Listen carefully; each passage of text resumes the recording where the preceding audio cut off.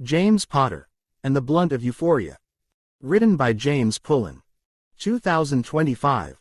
The late afternoon sun, a fiery orb sinking behind the distant peaks of the Whisperwind Mountains, cast long, dancing shadows across the ancient grounds of Eldergrove.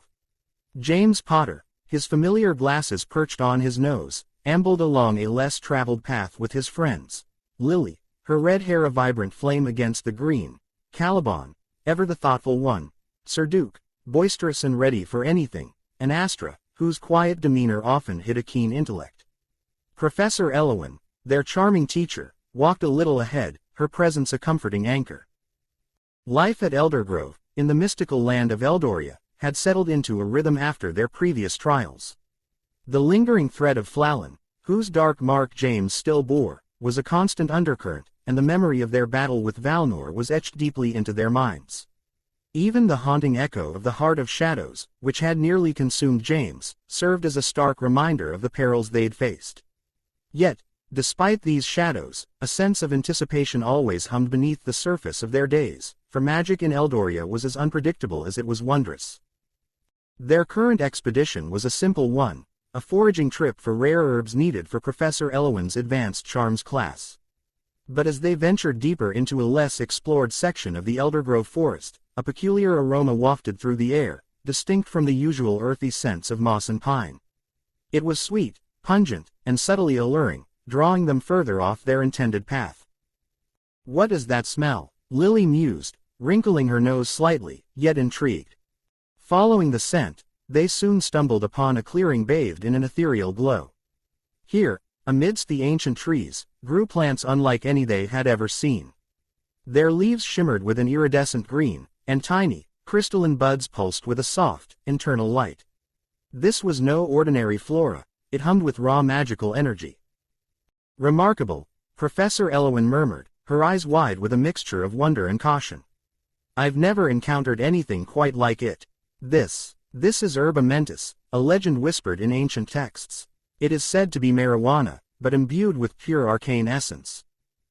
Curiosity, a potent force in any young wizard, proved irresistible. Despite Professor Elowen's initial reservations, explaining that this plant was rumored to grant temporary mental enhancements, the group, particularly Sir Duke with his adventurous spirit, was eager to try it. With a touch of trepidation, and under Professor Elowen's careful supervision, they harvested a small amount. Back in a secluded common room, away from the prying eyes of other students, they prepared the strange herb. The first puff was disorienting, a rush of unexpected sensations. Then, slowly, a peculiar shift occurred within their minds. Thoughts became sharper, intentions clearer, and an uncanny awareness settled over them. It was Lily who first realized the true, astonishing effect. I think I can make Caliban tie his shoelaces without touching him," she said, her eyes wide. Caliban, without a word, bent down and meticulously tied his already perfectly tied laces. A collective gasp rippled through the group. This was no mere mental enhancement.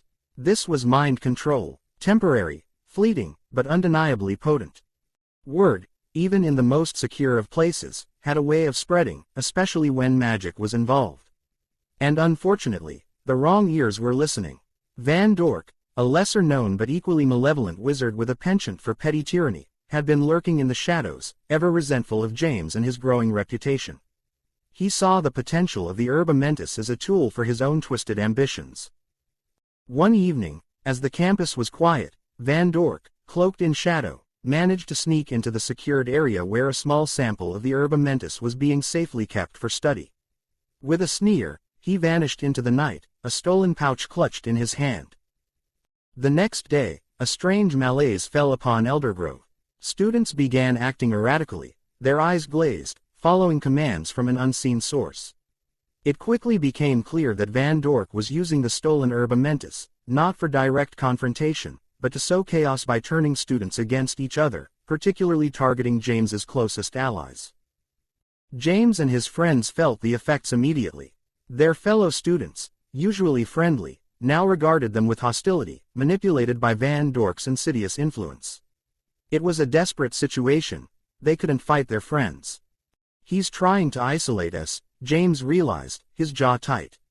"He wants to pick us off one by one." Lily, ever practical, had an idea. If he's using the herba mentis to control them, then there must be a way to counteract it.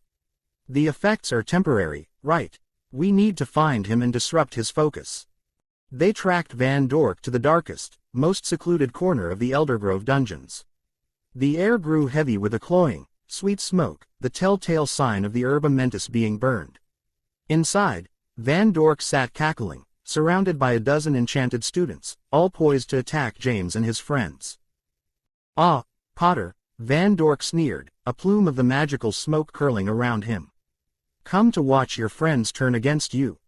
But James had Lily, Caliban, Sir Duke, and Astra by his side, and Professor Elowen was a formidable force. They knew they couldn't directly attack the controlled students. The key was Van Dork. Lily, remembering the temporary nature of the mind control, concocted a quick plan. Astra, distraction; Caliban, barrier; Sir Duke, on my mark. Astra, with a burst of non-verbal magic, created a dazzling, disorienting light show. Van Dork, momentarily startled, lost his concentration. Caliban, ever the strategist, instantly conjured a shimmering, impenetrable shield around their group, protecting them from the confused students. "Now, Sir Duke," Lily yelled. Sir Duke, with surprising agility, launched himself forward, not at Van Dork directly, but at the source of the mind control, the brazier of burning herba mentis. With a well-aimed kick, he sent the brazier tumbling, scattering the enchanted embers. Van Dork shrieked in frustration as the mind control over the students began to waver. He tried to recompose himself, to reignite the herb, but Professor Elowen, seeing her opportunity, unleashed a powerful disarming charm. Van Dork's wand flew from his hand, clattering against the stone floor. As the smoke cleared and the effects of the herba mentis faded from the controlled students, confusion rippled through them. They looked around, bewildered, with no memory of their actions. Van Dork, defeated and stripped of his power, was quickly apprehended by Eldergrove guards, who had arrived drawn by the commotion. The aftermath was one of immense relief. The students recovered, and the source of the strange mind control was contained.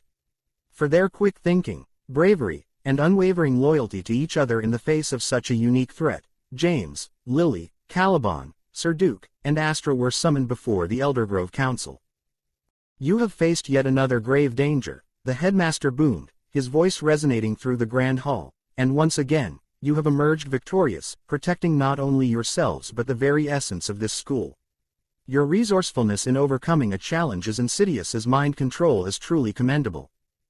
And so, to the cheers and applause of their fellow students and professors, James Potter and his friends received the highest award possible from Eldergrove, their names etched into the annals of the school's history.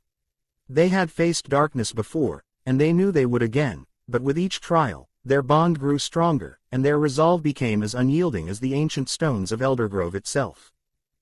As the celebration subsided, James found himself wandering the halls of Eldergrove, lost in thought. The events of the day had been extraordinary, but they also served as a reminder of the delicate balance of power in their world. Magic, he mused, was both a gift and a curse, capable of wondrous feats and devastating destruction. In the quiet of the library, James stumbled upon an ancient tome, its cover worn and its pages yellowed with age. The title, The Chronicles of Eldoria, caught his eye. Inside, he discovered tales of wizards who had harnessed the power of rare and magical plants, much like the herba mentis. One story, in particular, stood out: the legend of the Green Mage, a wizard who had used a similar herb to enhance his mind, leading him to discover the secrets of the universe. Inspired, James shared the story with his friends, and together, they decided to delve deeper into the mysteries of the herba mentis. They began to study its properties, conducting experiments under the watchful eye of Professor Elowen.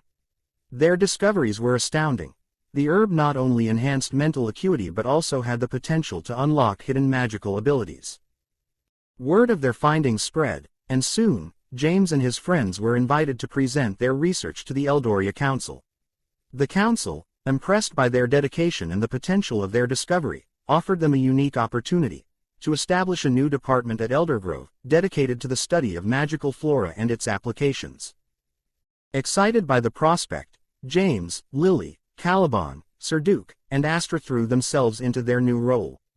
They traveled the length and breadth of Eldoria, seeking out rare plants and documenting their properties.